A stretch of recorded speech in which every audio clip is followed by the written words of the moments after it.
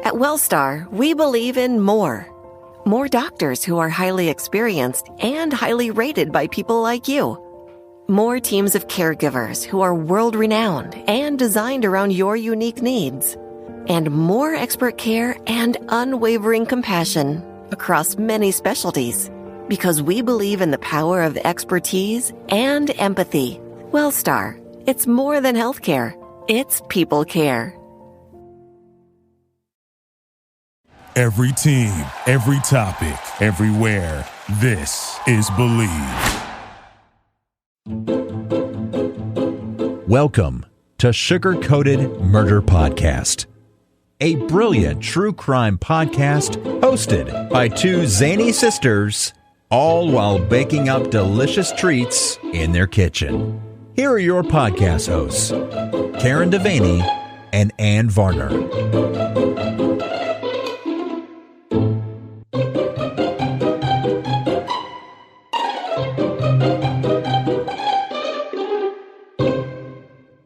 Yo ho. Oh, gosh. Don't tell everybody. I think they already know.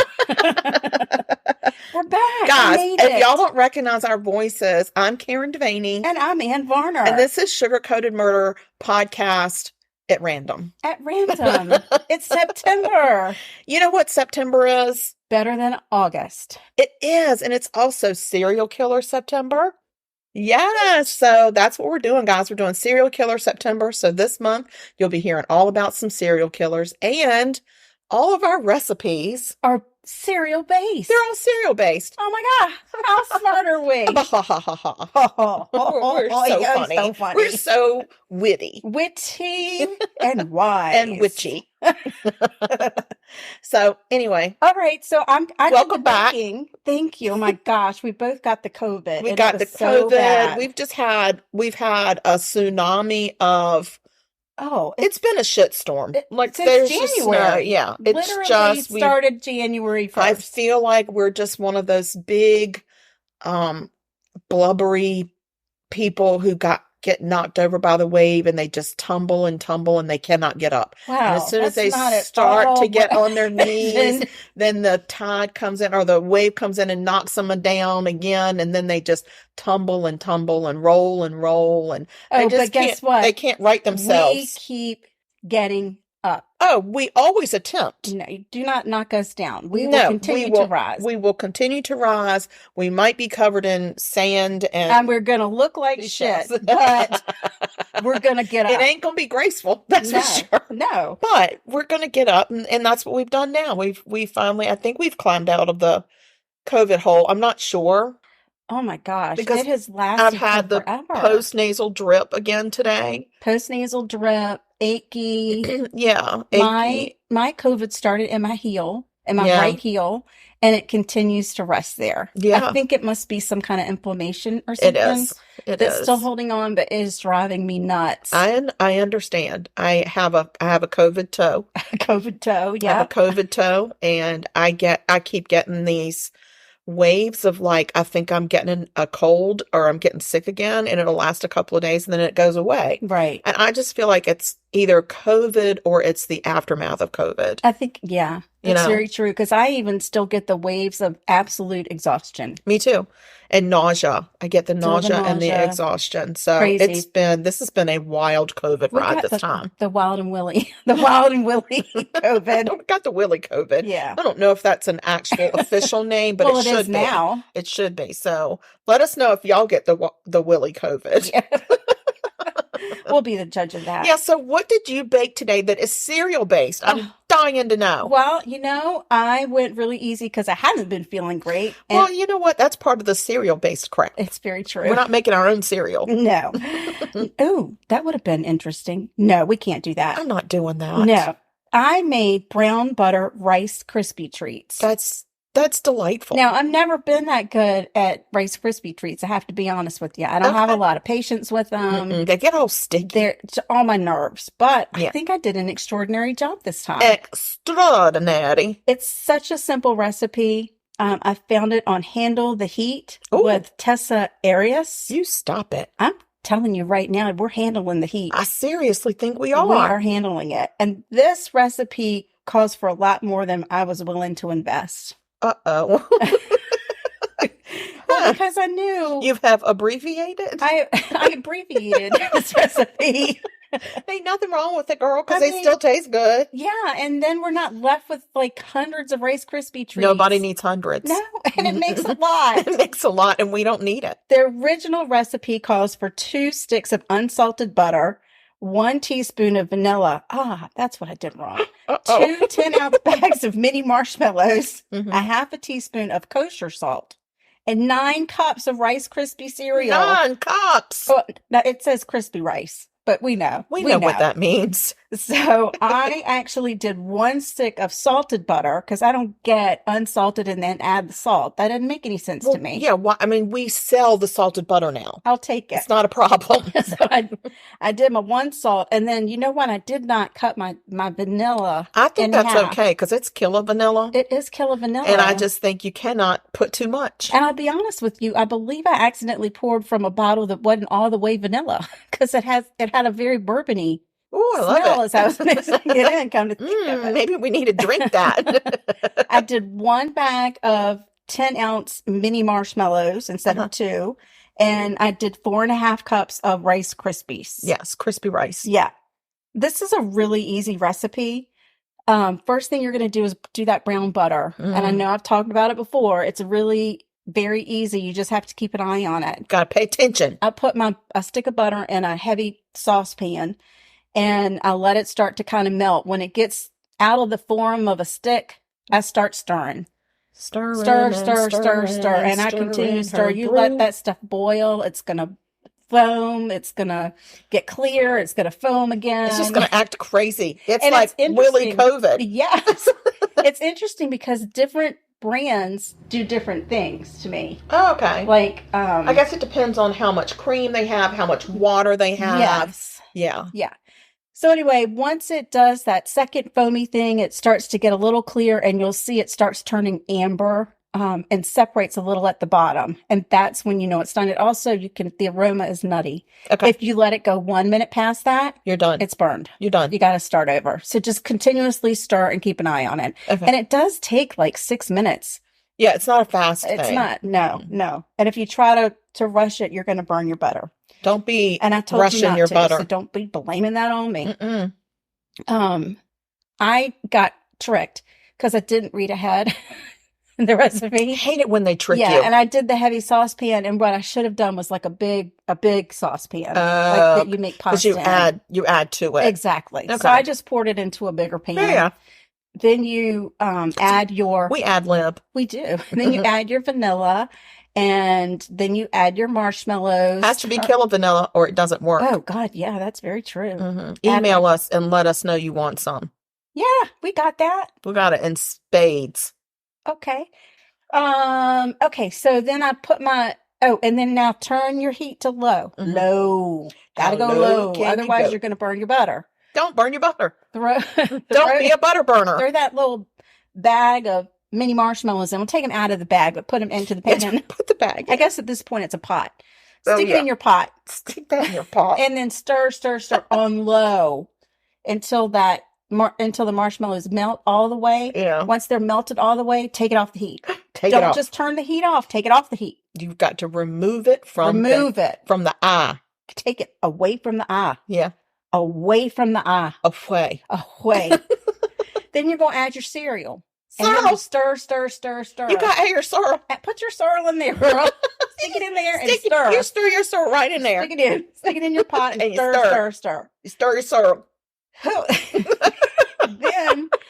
Then I use, for something like this that I'm not going to bake, I greased my pan with butter Of course.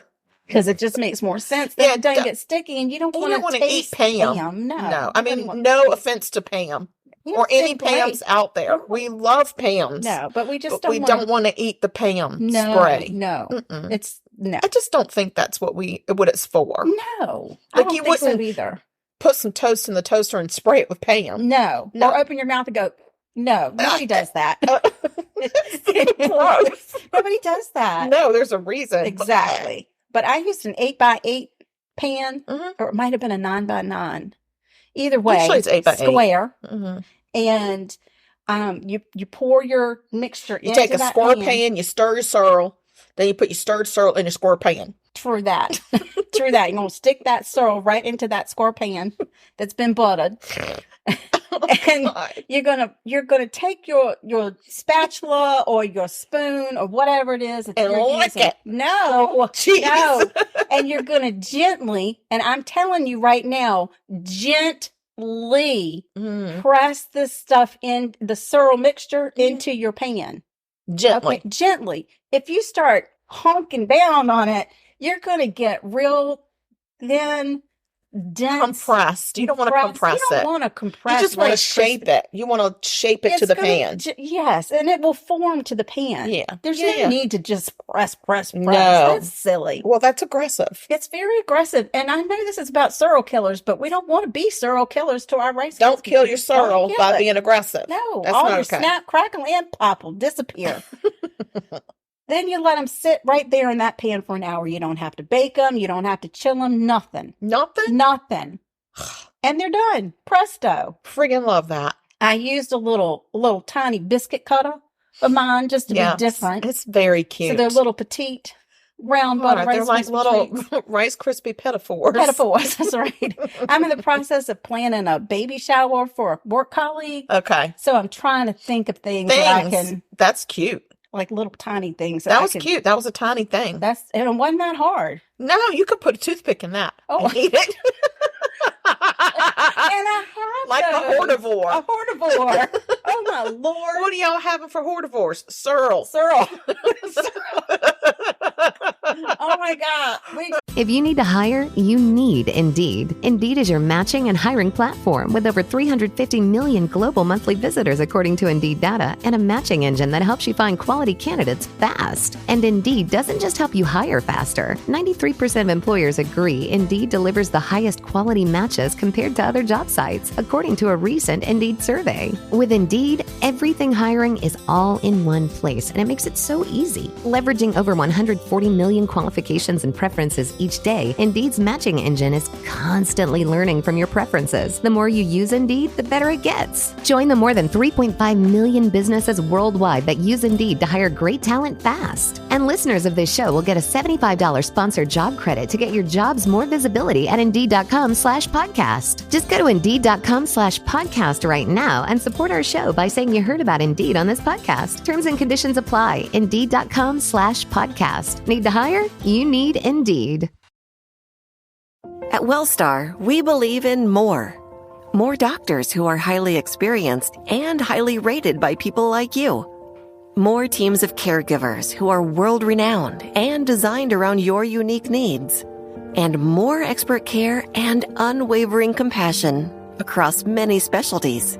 Because we believe in the power of expertise and empathy. Wellstar, it's more than healthcare. It's people care. We're having sorrel purtifers. Yeah. So that's my recipe. Oh, God. Oh, Lordy. Oh, my heavens. Let me just repeat. Handletheheat.com. That's where you're going to find the recipe. Yeah, go ahead and find that right there. It might have some better directions than what we'd be delighted to share if you need be. Yeah. All right. So there's my murder treat. What you got going on? I mean, what an eye-opener. Right. What an eye-opener with these sorrel killers. Oh, I thought you meant the sorrel hortivores. That or the portifers. It's a sorrel portifer. You meant this actual killer. Like these actual serial killers are mind-boggling. Oh. If you like small-town mystery, crazy news, and wild history, then the Florida Men on Florida Man podcast is for you. Each week, Josh Mills and Wayne McCarty bring you the absolute best Florida has to offer. So if you're looking for a show that's safe for the family, but funny enough to help you escape everyday life, then listen to the Florida Men on Florida Man podcast. That's Florida Men, plural, on Florida Man podcast. I don't even want to know them. Well, I'm going to tell you about one. Well, you can tell me it's just going to knock your one sock off. Oh. Your Listen, compression I got sock. a compression from a heel. It's double. That's a double compression. You got right a there. double compressor? Yes. Damn, girl, you serious. I'm telling you. Okay, so let me tell you about this. I'm gonna take you back to 1986 to 1989. Go Okay, back all there. right, all right. I was coming out of high school. Yeah, I graduated in 83. So you graduated in 87? Yes. Okay. So between the years of 86 and 89, a serial killer claimed the lives of at least 8 young adults, 8. all along the scenic Colonial Parkway that spans from Richmond to Williamsburg, Virginia. Oh my Lord. And you know, we were up and down that road It's all a the time. 23-mile stretch that links Jamestown, Williamsburg, and Yorktown. Lord have mercy. Yeah, it's going to make your skin crawl. I remember hearing about it, but I don't remember. I don't remember ever hearing about this. No. Oh, I remember a little bit. If it's the one I'm thinking about. I think it's the only one. So, October 12th, 1996, Kathleen Marion Thomas, a 27-year-old woman, and Rebecca Ann Dowski, a 21-year-old woman, were found strangled with their throats cut at a Colonial Parkway overlook. Oh no. Yeah. This overlook happened to be a popular spot at the time for local LG. Oh, now you've got to get it right. I'm going to do it. LGBTQ community. Okay. Okay. So for the local LGBT community. Q. Q. Did I forget the Q? Yes. LGBTQ. Oh, I wrote G twice. That's my confusion. LGBTG. No. Got it. All right. So Kathy had recently been made to leave the Naval Academy, Oh no. where 9 officers had investigated her regarding her sexual behavior. Oh no. Because at that time, gays were not allowed in the military. Right. That's exactly right. So although she was about to graduate in the second class to ever have let women in, she was forced to cut her military career short. Oh no. But being the resilient human that she was, she became a successful stockbroker. Oh, a stockbroker. So F.U. Naval Academy for making her leave. Wow. Kathy and Rebecca had been dating for several months, and they had gone out for food, and this was Thursday nights were their nights. So Kathy would go and pick up Rebecca. They would go out to dinner, or they would go get takeout, and then they would go sit at this overlook. Mm-hmm. And it was very scenic, and they would eat their dinner and be together. Right. Trout's back too, y'all. Yeah, I can hear him. He's a little bit on my nerves. Okay, so they had gone out for food and had stopped at the overlook on October 9th, but had not been seen or heard from after that day. Oh no. 3 days later, Kathy's car was found down an embankment off the Colonial. Gonna have to pause. Oh, What are we going to do with him? I'm gonna get him a lick bowl. Well, I think. Work sucks. Am I right, Jay? Yeah, Kay, it does. But luckily, the F My Work Life podcast is here to help you through. In this comedy podcast, we share memorable workplace stories through guests and listener submissions in the hopes of brightening your day, or at least leave you thinking, maybe you don't have it so bad after all. Listen to F My Work Life on your favorite podcast platform and follow us on all the socials at FMWL Pod. If you need to hire, you need Indeed. Indeed is your matching and hiring platform with over 350 million global monthly visitors according to Indeed data, and a matching engine that helps you find quality candidates fast. And Indeed doesn't just help you hire faster. 93% of employers agree Indeed delivers the highest quality matches compared to other job sites, according to a recent Indeed survey. With Indeed, everything hiring is all in one place, and it makes it so easy. Leveraging over 140 million qualifications and preferences each day, Indeed's matching engine is constantly learning from your preferences. The more you use Indeed, the better it gets. Join the more than 3.5 million businesses worldwide that use Indeed to hire great talent fast. And listeners of this show will get a $75 sponsored job credit to get your jobs more visibility at Indeed.com/podcast. Just go to Indeed.com/podcast right now and support our show by saying you heard about Indeed on this podcast. Terms and conditions apply. Indeed.com/podcast. Need to hire? You need Indeed. The pair had gone out for food and had stopped at the scenic overlook on the 9th of October, but had not been seen or heard from after that. 3 days later, Kathy's car was found down an embankment off the Colonial Parkway near the York River Bridge. Oh, no. They had been strangled and their throats had been cut. Oh, no. Yeah. Kathy was almost decapitated from the ligature. What? Yeah. And their bodies had been doused in fuel. And that was a ligature? Uh-huh. Whoa. Yeah. Rebecca Ann was still a college student at the time at William and Mary in Williamsburg. She worked 2 jobs. One job was caring for toddlers at a local daycare center, and the other was at the college's English department as a clerk. No. I said she's a friendly dresser. Oh, a friendly dresser. Wow. I meant trendy dresser. Trendy. She was a trendy dresser and loved sporting outfits from the Gap. She was majoring in business management. I just wanted to say some stuff about her because I did talk a lot about Kathy in the beginning. Okay. And I just wanted to get Rebecca in there, who she was before she became a victim. Trendy. She was a trendy Gap girl. Trendy Gap girl that loved children. Children and business management. And a hard worker. She was a hard worker. So then, September 20th, 1987. So it's been almost a year, right? Mm-hmm. David Nobling's pickup truck was found abandoned by the James River Bridge. The door was open, the keys were in the ignition, and the windshield wipers were on. His family was immediately alarmed because that truck was his prized possession. He would have never left it like that. Oh, no. I definitely have not heard of this one. Right. I think no. so. That afternoon, David had ushered his little brother, a cousin, and 14-year-old Robin Edwards to a movie and an arcade. Oh. And then afterwards, he dropped everyone off, but later met back up with Robin. Nobody knows why they met back up. 14-year-old Robin? 14-year-old Robin and 20-year-old David. Okay. But don't draw any conclusions. I'm not drawing from that. any conclusions. Yeah. 3 days afterwards, his truck was found. And 3 days after his truck was found, stop adding letters that don't exist. I mean, they exist, but not on the page.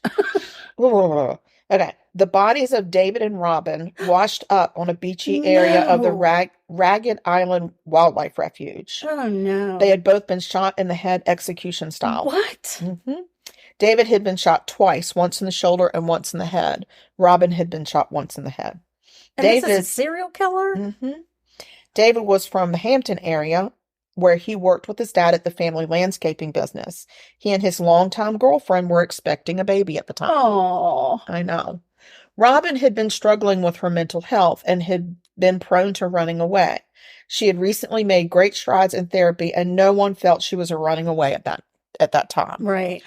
I mean, obviously, she was friends with David's brother and cousin, so they kind of all knew each other. Well, yeah. And he was older, and she felt they were thinking maybe she was turning to him for some advice. He could have been a mentor. In a like a big brother kind of a way. Yeah. So now on April 9th, 1988, 2 students from Christopher Newport College, which is now a university, went on a date. Cassandra Haley was a freshman, a 19-year-old from Grafton, Virginia, and Richard Keith Hall was a 20-year-old junior from Yorktown, Virginia. This was their first date. He picked her up from his family's home in Grafton, and they went to a movie. And then from her family home? From her family's home. Did I say his? Yeah. Well, I'll be That damned. would have been crazy. Yeah. I would have had some questions. Those are things you can question. Okay, thanks. I appreciate it. So he picked her up from her family home in Grafton. They went to a movie and then to a college party. They were seen by a lot of people at the college party. And then they left around 1:30 a.m. to make Cassie's curfew. They were never seen again. Oh. The next day, Keith's car was found. It was a red Toyota Celica. Was found at the York River Bridge. No. At the overlook near the bridge where Kathy's car had been found 2 years before. Oh, no. It was about a mile away exactly from where Kathy's car had been found. Almost all of their all of their clothing was folded on the back seat. Keith's wallet, keys, and watch were on the dashboard. Tracking dogs were brought in, and they lost their scent at the water's edge. Oh, man. At first, park rangers thought the couple maybe had gone skinny dipping and gotten swept away. But this was April. the water temperatures were in the 40s. I was going to say. Yeah. And Cassie usually was still afraid of cold. water. A She was little afraid of cold around water. the So her cup. parents said they ain't no way she was going skinny dipping. No. So she was definitely not a swimmer. So they were never found. What? Never. Never? Nope. Because of the MO, they thought that this was part of these killings along the Colonial So they're Parkway. starting to piece them together. They're starting to say, I think we have a problem. Gotcha. They're starting to say, ruh-roh. Ruh-roh. Mm-hmm. September 5th, 1989. 18-year-old Anna Marie Phelps and her boyfriend's brother, 20-year-old Daniel Lauer, set off from Amelia, Virginia, headed to Virginia Beach. That's where Anna Marie lived with Daniel's brother. And so they were going to Amelia to pick up some of Daniel's belongings because he was going to move in with them in Virginia Beach. Okay. And Amelia decided to tag along to go see family. Okay. On their travels, they vanished. Oh, no. That same day that they vanished, Daniel's car was found abandoned at a rest stop along I-64. Oh, yeah. But it was the rest stop that would have been going in the opposite direction. So they know they made it to Amelia, and he got his belongings, and he saw his family, and she saw her family. Right. So they knew that they left Amelia. They were headed to Virginia Beach. When they found the car, the rest stop was on the opposite side of the highway, going in the opposite direction. This is the one that I heard about. Okay. So, they found clumps of grass and dirt stuck to the undercarriage as if it had been driven across a grassy median. Anna Marie's purse was found in the car, so robbery was not a motive. And they were nowhere to be found. And it wasn't until October of 1989. So they went missing September 5th, which was Labor Day weekend, and they were found October 19th. Their bodies were found on a logging trail about a mile away from where the car was located. They were found by hunters, and their bodies were badly decomposed, and the cause of death could not be determined. Oh. There were knife marks visible on Anna Marie's hand bones. Right. And they had been covered with an electric blanket that had been taken from Daniel's car. Oh, no. So, all of these murders remain unsolved today. Oh. They've never caught this serial killer. Why do they think it's a serial killer? Well, first of all... Why do they think it's the same guy? Because I MO. Usually the MO, they use the same, like if it was, I'm cutting your throat with a ligature, that's the way I'm killing all my people. Not necessarily. No, that's what they do say. And there's some people who say this doesn't fit a serial killer profile. Right. But the fact that they were couples or pairs, they would have appeared to be couples. And the way their cars were found, where their cars were found, that was very typical. And so I'll get to some other stuff. I'll get to some theories. So the murders remain unsolved, but there is a task force made up of local, state, and FBI agents that are still looking at this case. And that task force was formed in 2010, but as of 2018, some DNA evidence was undergoing analysis, and that takes a long time. Right. So there is a running theory that this could be a cop or I said a cop poser. Oh, right, but a person posing as a cop, because most of the driver's windows were either partially or fully rolled down. Okay. So they thought, okay, so somebody's coming up on them and acting like they're a police officer. So their guard is down. Mm-hmm. So if that was the case, then that would have made sense for the couple that was never found. They and how they got to the water's edge. Right. So I understand that some people were shot, but they've linked these together through just the MO of the car and the couples, the young couples. Right. So they think it could be a person posing as a cop, or there's a I think it's called Camp Perry, Fort Perry. Uh-huh.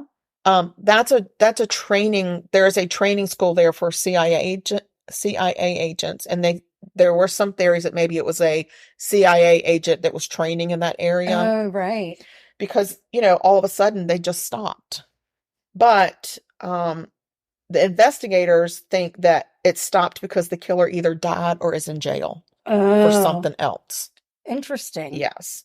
So there have been other couple murders in Virginia along this same stretch that they feel like that they're looking at as possible ties as well. Right. There was another gay couple that was found, 2 women, and there was another couple too that they're trying to figure out if they're linked. Right. So there is a website called colonialparkwaymurders.com. Okay. And you can go on there. You can see, I'm actually going to post the map. They have a really cool map of all the different killings and where they happened along this scenic route. So it blew my mind because, first of all, it's unsolved. Yeah. And that it just seems to have stopped. But they think that, like, this latest couple, they were in the 2000s, like in the years 2000, after 2000. So they're saying maybe there's some other. What? So all of these happened in the 1980s, late 80s. Right, in the 2000s. So the couple that they're looking at to see if there's ties there, they were in after year 2000. So they're like, okay, so maybe we need to also go and look at some other cases, like missing persons cases and stuff like that. But there is a task force. There's a phone number that you can call if you've got information. There's a reward. I want to say it's $100,000 reward. Oh, wow. It's a big chunk of money. That is a big chunk of money. So anyway, that's the serial killer. And I'm telling you, it blew my mind. And I feel really badly because in the beginning, there was lots of information about these people that were killed. And it's like every set of victims, there was less and less information to gain from them. So it was That's just really crazy. Yeah. Oh my gosh, I really hope that something comes of the DNA. Oh gosh, wouldn't it just be wonderful for that to be solved? It would be. And for an arrest to be made. Yes. And charged and convicted. Woo! So, yeah. There you go. It's going to be a heavy September. Yeah. Because there's just not a lot. It's not funny. Serial killers are not funny. Serial killers are not funny. No. It's just sad. It's just really sad. We've got all these families with no answers. You've got people that were murdered as a couple, which to me, somebody died first and the other person knew it was happening. And that's awful. Awful. It's awful. I did see on a Psychology Today article that a serial killer will alter and refine his MO to accommodate new circumstances. And also to avoid being caught. Or to incorporate new skills they've acquired. Yeah. So. Yeah. They might, instead of using a rope, they might bring handcuffs. Yeah. Yeah. And they could change from, strangulation to a gun. Yeah. Yeah. And then, so there's a difference between the MO, the modus operandi. Yes. Or the way they commit the crime, and the signature. So a lot of serial killers will leave a signature. So the cars and where they were could be the signature. Correct. I agree. And I think also just the Colonial, to me, that Colonial Parkway is significant to somebody that's doing this. There is a significance. And I don't think it's just about a convenient location. I think it's because people tend to pull over at the overlooks. And the overlooks. And I don't remember it being an especially well lit. No, I don't feel like it's well lit at all. Yeah. I don't think so either. So I just think, maybe someday, you never know. I just would really, really love. Now, I did find out that CrimeCon a couple years ago did a whole panel of this cold case. Oh, wow. That's amazing. Yeah. I thought it was really interesting. That is interesting. Huh. So, we'll have to see if we can get our hands on some of that info. Yeah. Yeah. It was presented on Oxygen, by Oxygen. Okay. But the panel was I know they've done some cold cases on different panels before. Yeah. So that is amazing. Yeah, I know. So I thought that was promising that maybe some other people are looking at it too. I mean, they like to get true crime web sleuths involved because people do a lot of research and they put a lot of pieces together and they have fresh ideas and they have no reason to withhold information. Correct. So amazing. Well done. Thank you. That was a good one. Thanks. Way to start it off. I know. I kicked it off. Bam. Here we go. Here we go, September. So yeah, guys, we're going to CrimeCon. We are. I'm excited. I'm so excited. Yeah. I get more excited every day. Yeah. So CrimeCon is this, it's a 3-day weekend full, of crime. No. We don't commit crimes for free. No, that's not what we do. No. It's a convention, and there are lots of people on panels. There are a lot of podcasts. They have a whole podcast row where you can go watch them tape episodes of podcasts. We're not famous enough for podcast row yet. One day, maybe. One day, maybe. We'll throw our name in the hat maybe one year. Yeah, I agree. But, they've got some really cool people. Nancy Grace will be there. Candace DeLong, who I'm fangirling over. Oh, my gosh. Like, there's so many. Down about that. Cheryl McCullen. We've seen her before, and she's just freaking amazing, and I can't wait to meet her. We're going to meet Carrie Rawson, who is the daughter of BTK, who is doing enormous great strides right now with law enforcement in some areas of victim advocacy and things like that. Yeah, so, she's amazing. And and we're gonna meet them. All the Murdaugh people are going to be there.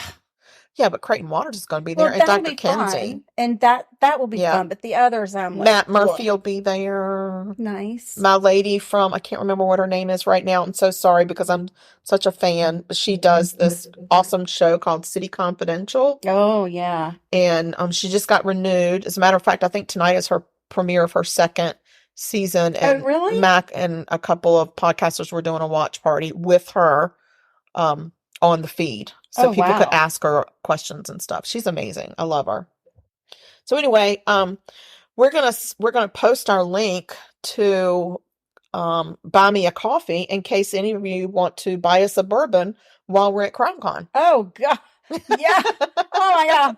What a good idea. Because we need to have a drink with Paul Holes and Nancy Grace. What a great idea. Yeah. So we'll post that. We appreciate any quote unquote coffee you want to buy us.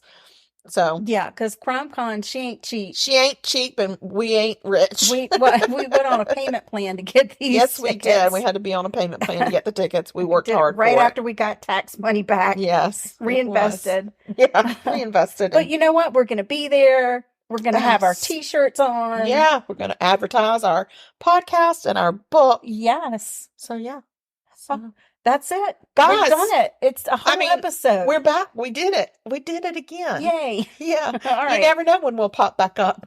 Exactly. Oh my gosh. God willing. Just whatever you do, stay sweet and don't murder. Because if you kill people, we will talk about you. Oh, we will. And we're probably not going to get your name right. Because we suck at that. We do really bad. All right, y'all. Stay sweet. Head on a swivel. Bye. Bye. This has been Sugar Coated Murder Podcast, a deliciously entertaining true crime podcast. Like what you heard? You can always explore past episodes by visiting sugarcoatedpod.com. Don't forget to like our Facebook fan page and share with friends. Thanks for listening to Sugar Coated Murder Podcast. Thank you for listening to Believe. You can show support to your host by subscribing to the show and giving us a 5-star rating on your preferred platform. Check us out at Believe.com and search for BLEAV on YouTube.